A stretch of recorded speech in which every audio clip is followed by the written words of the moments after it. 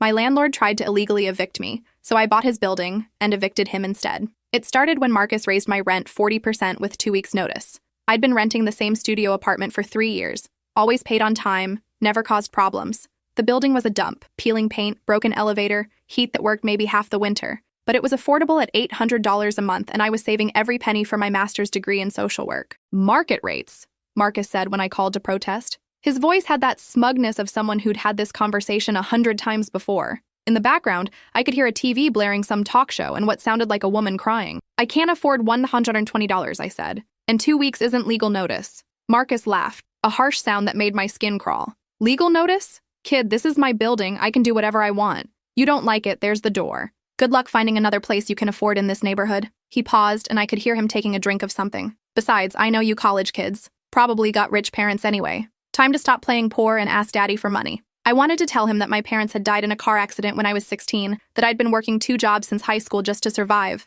Instead, I hung up and started researching. I researched tenant laws all night, printing statutes and highlighting violations. Rent increases required 30 days notice and couldn't exceed 25% annually in our city. Late fees couldn't exceed 5% of monthly rent. Landlords couldn't enter units without 24-hour notice except for emergencies. What Marcus was doing violated at least 6 different housing codes. At 8 a.m., I knocked on his penthouse door, the only unit he'd actually maintained. Through the doorway, I could see granite countertops and hardwood floors that gleamed. His coffee mug said, "World's Best Landlord" in Comic Sans font. Behind him, a woman in a silk robe was cooking eggs on a stainless steel stove. He barely glanced at my legal documents. "Sue me," he laughed. "You think some broke college kid can afford a lawyer? I've been doing this for 20 years. Half my tenants don't even speak English well enough to fight back." He leaned against his doorframe, sizing me up like a predator evaluating prey. The woman behind him stopped cooking and watched our conversation with interest. "Besides, maybe try the suburbs. I hear there's a lovely trailer park about an hour away. More your speed." The woman, his wife, I assumed,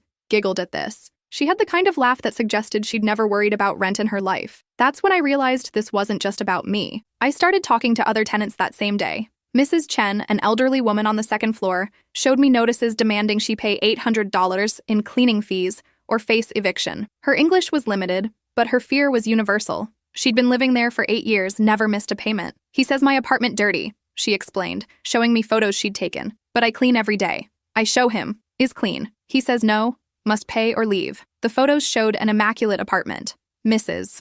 Chen had covered every surface with protective plastic, the way my grandmother used to do. The Ramirez family had been charged $200 for excessive utilities when their toddler got sick and they ran a humidifier for 2 weeks. They couldn't afford the fee, so Marcus had filed eviction papers. "He says we use too much electricity," Maria Ramirez explained, bouncing her feverish daughter Sophia. "But the baby, she needs the machine to breathe properly. Doctor says so." She showed me their utility bills. The increase was $23 for the month. I knocked on every door in the building. 24 units, 18 different horror stories. Marcus was systematically targeting vulnerable tenants, gambling they wouldn't know their rights or couldn't afford to fight back. The Johnsons in 3A had been charged $600 for noise violations because their newborn cried at night. The Ahmed family faced eviction for unauthorized guests when their elderly father visited for a week. College students were charged party fees for having friends over to study. The pattern was always the same: impossible demands, illegal fees, threats made to tenants who barely understood their rights.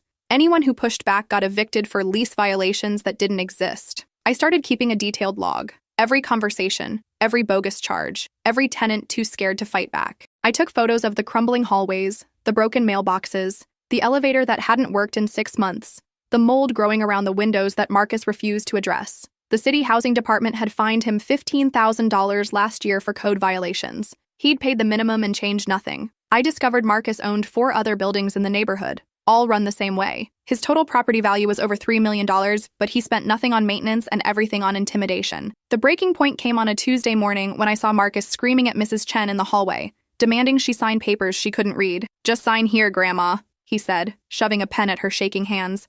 "Makes everything easier. No lawyers, no courts, no trouble for anybody." Mrs. Chen was crying, repeating, I pay rent," in broken English. Her hands were shaking so badly she could barely hold the pen. I stepped between them. "Those are eviction papers," I told her in the little Mandarin I'd learned from a college roommate. "Don't sign anything." Mrs. Chen's eyes widened with relief. She'd understood more than she'd let on. Marcus's face turned red. Up close, I could smell alcohol on his breath at 10 a.m. "Mind your own business or you're next." "Actually, this is my business," I said. "I live here. And what you're doing is illegal." He grabbed my arm, hard enough to leave fingerprint bruises that I photographed later. You think you're smart? I'll have you out by Friday. Drug possession, noise complaints, property damage. I'll make up whatever I need to. I know judges in this city. They don't care about punks like you. That night, I called my grandfather. Pop had been a contractor for 40 years before retiring wealthy. He'd built half the subdivisions in our county, invested wisely in real estate, and most importantly, taught me how predators operate in business. How much would it cost to buy Marcus's building? I asked. Pop was quiet for a long moment. In the background, I could hear him clicking around on his computer, probably pulling up property records. Why? He asked finally. I explained everything. The illegal evictions, the fake charges, how Marcus targeted people who couldn't fight back, how he'd threatened to frame me for drug possession, and bragged about having judges in his pocket. Send me the property records, Pop said. And that log you've been keeping. Let's see what we're working with. 2 days later, Pop called back with information that changed everything. Building's worth about $800,000, but Marcus owes $650,000 on the mortgage. He's been missing payments for 3 months. Bank's getting ready to foreclose. He paused, and I could hear papers shuffling. Here's the interesting part. He took out a second mortgage last year to buy a vacation home in Florida, used the building as collateral. He's leveraged to the hilt and hemorrhaging money, so he's desperate, I said. Exactly. That's why he's squeezing tenants so hard. He needs cash flow to avoid losing everything. Pop was quiet for another moment. I've got enough liquid capital to buy it cash at auction. Want to be my property manager? The plan was elegant in its simplicity. Pop would buy the building at foreclosure auction, then we'd clean house properly. But first, we needed Marcus to hang himself with his own rope. I installed a hidden camera in my apartment and started baiting him. Every interaction was recorded. When he demanded I pay $500 for excessive wear and tear on a carpet that was already stained when I moved in, I got it on video. This carpet was perfect when you moved in, he lied directly to the camera. Now look at it. These stains are going to cost me thousands to fix. The carpet had cigarette burns and wine stains that were older than my lease. When he tried to enter my apartment without notice, illegal in our state, I caught that too. He claimed he was inspecting for lease violations, but really he was looking for anything he could use against me. College kids always have drugs, he muttered to himself, not realizing my camera was recording. Just got to find where she hides them. The masterpiece came when I casually mentioned I'd spoken to other tenants about their rent increases. You've been organizing? He snarled. That's harassment of other tenants. Lease violation, you're out. He actually tried to serve me with eviction papers for talking to my neighbors. The papers cited community agitation as grounds for immediate eviction. I showed the papers to a tenant rights lawyer who laughed so hard she nearly fell off her chair. This isn't legally binding toilet paper, she said. He might as well have written it in crayon. But the papers served my purpose. More evidence of Marcus's illegal harassment tactics. 2 weeks later, Pop and I sat in the courthouse as Marcus's building went to auction. He'd missed 4 mortgage payments and the bank was done waiting. The foreclosure notice had been posted on the building for 30 days, giving Marcus plenty of time to arrange financing. Marcus showed up 5 minutes before the auction started, looking panicked. He wore a rumpled suit and kept checking his phone, probably trying to arrange emergency financing. His wife wasn't with him. Lot 47, the auctioneer announced. Multi-unit residential building, 1247 Oak Street. 24 units, built 1987, current assessed value $825,000. Opening bid starts at $650,000. Pop raised his paddle calmly. $650,000. Marcus shot up from his seat like he'd been electrocuted. $655,000. His voice cracked on the numbers. Other bidders looked at him with mixture of pity and annoyance. Pop didn't even hesitate. $700,000. I watched Marcus's face go white. He whispered frantically into his phone, then looked up with desperate eyes. $705,000. The auctioneer looked around the room. Most foreclosure auctions had limited bidding. Banks just wanted to recoup their losses. $750,000, Pop said calmly, as if he was ordering coffee. That was it. Marcus slumped back in his chair, defeated. He didn't have another $750,000. Neither did anyone else in that room willing to bid on a building that needed significant repairs. Going once, going twice. Marcus made one last desperate attempt, standing up and shouting, "Wait! I can get the money. I just need more time." The auctioneer ignored him. Sold to Paddle 23 for $750,000. Pop owned the building. Marcus sat frozen in his chair as people filed out around him. When he finally looked up and saw me standing there, the recognition hit him like a physical blow. "You," he whispered. "Hello, Marcus," I said pleasantly. "Fancy meeting you here." He stood up slowly, his face cycling through confusion, rage, and dawning comprehension. "This was planned. You planned this." "I documented your illegal activities," I corrected. "Your financial problems were already public record. We just took advantage of your poor business decisions." Pop walked over, having finished the paperwork. "Marcus, I presume. I'm the new owner. We'll need to discuss your lease situation." Marcus's face went through several colors. "My lease? I owned. You were a tenant with a lease agreement, Pop said mildly. A lease agreement that includes several clauses about property management fees and violation procedures, clauses you wrote yourself. The eviction process took exactly 30 days, the legal minimum. We filed papers citing Marcus's lease violations for entering my apartment without permission, plus non-payment of the management fees he suddenly owed as of the property transfer. Marcus tried to fight it, of course. He hired a lawyer and claimed we couldn't evict him from his own building. The lawyer took his $5,000 retainer and then explained the reality. Actually, the lawyer told him, you're not the owner anymore. And your lease agreement, which you wrote, clearly states that property management fees are due within 15 days of any ownership change. Marcus had written that clause to screw tenants if he ever sold. The fee was $2,000 per month, backdated to the ownership transfer. He owed $4,000 immediately. That's insane, Marcus protested. No one charges management fees to the owner. You're not the owner, the lawyer repeated patiently. You're a tenant.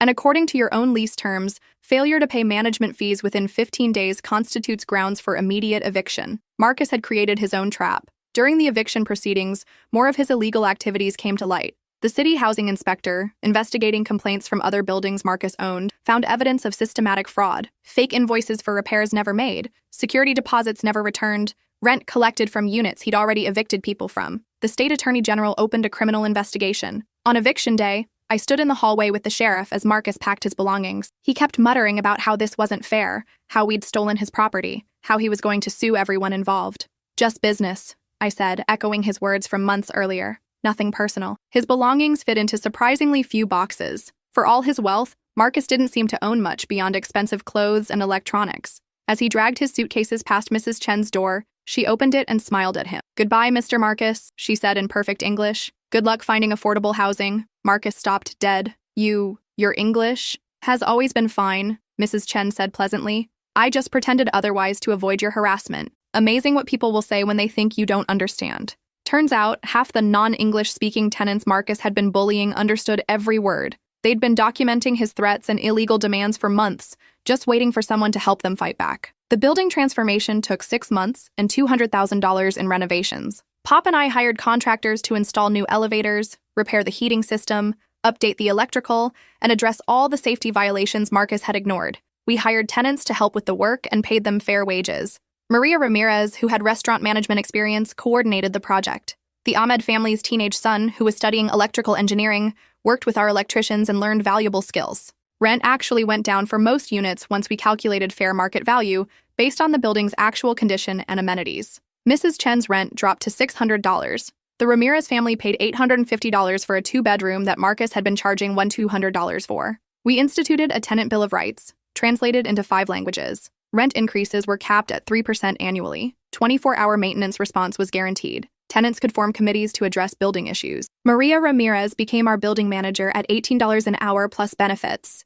Mrs. Chen started a community garden on the roof that she'd been dreaming about for years. The Nguyen family opened a small convenience store in the ground floor retail space we'd renovated. The other tenants we'd helped started spreading the word. Soon, tenants from Marcus's other buildings were calling, asking for help with their own situations. Pop and I formed a property management company specializing in tenant rights and affordable housing. We bought 2 more buildings that were facing foreclosure due to slumlord practices. 6 months after the eviction, I saw Marcus at a coffee shop downtown. He was sitting alone, telling someone on the phone about how he'd been cheated out of his property by some rich kid's grandfather. I walked over to his table. Hi, Marcus. How's the apartment hunting going? His face went red, just like old times. The person on the phone was still talking, but Marcus had gone silent. You destroyed my life, he hissed after hanging up. No, I said, pulling out a chair and sitting down uninvited. You destroyed your own life. I just gave you the same treatment you gave everyone else. He looked older than I remembered. His expensive clothes couldn't hide the stress lines around his eyes or the way his hands shook slightly.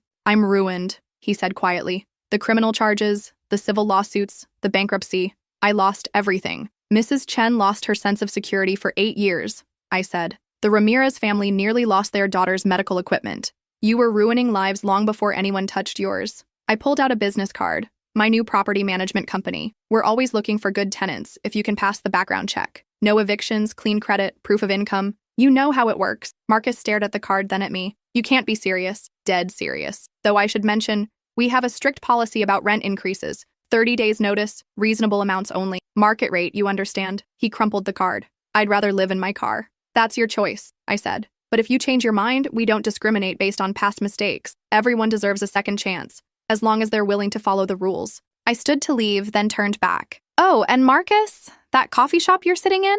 We just bought the building. Nothing's changing for the business, but we're converting the upstairs into affordable apartments. Rent starts at $750 for a one-bedroom. His face went white. 2 years later, our property management company oversees 12 buildings and houses over 300 families.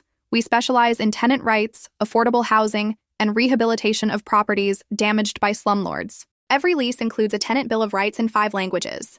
We maintain an emergency fund to help tenants facing unexpected hardships. Our maintenance response time averages under 4 hours. Mrs. Chen still lives in 2B, but now she has a dishwasher, central air, and a thriving rooftop garden that supplies fresh vegetables to half the building. The Ramirez family owns their unit through a rent-to-own agreement we helped them secure. Maria manages 3 buildings now and just bought her first house with the money she's saved. The Ahmed family's son graduated with an electrical engineering degree and works for the city's housing department, inspecting buildings like the one he grew up in. Marcus never applied to be our tenant. Last I heard, he was renting a studio apartment in the suburbs for $900 a month, more than Mrs. Chen pays for her renovated one-bedroom downtown. His wife divorced him during the bankruptcy proceedings and moved back to her parents' house in California. The vacation home in Florida was seized by creditors. The criminal charges resulted in 2 years probation and $50,000 in restitution to former tenants. He's barred from owning rental property for 10 years. Sometimes I wonder if he learned anything from losing everything. But then I remember the look in Mrs. Chen's eyes when she thought she was going to be homeless, or Sofia Ramirez struggling to breathe while her parents chose between her medical equipment and rent money. Some people create suffering because they can. Others create solutions because they must. The building at 1247 Oak Street is full now, with a waiting list 3 months long. The hallways smell like Mrs. Chen's cooking, and the laughter of children who feel safe in their homes. Sometimes the best revenge isn't getting even. It's building something better from the ashes of what someone else burned down, and making sure the people who were hurt get to help light the way forward. The last time I walked through those renovated hallways, I found a note Mrs. Chen had slipped under my office door. It was written in her careful handwriting. "Thank you for teaching old woman that sometimes the young ones fight back." But she had it backwards. She and the other tenants had taught me that sometimes fighting back isn't about anger. It's about refusing to let cruelty be the only voice in the room. Marcus had been wrong about a lot of things, but especially this. The people he thought were powerless had just been waiting for someone to remind them how strong they really were.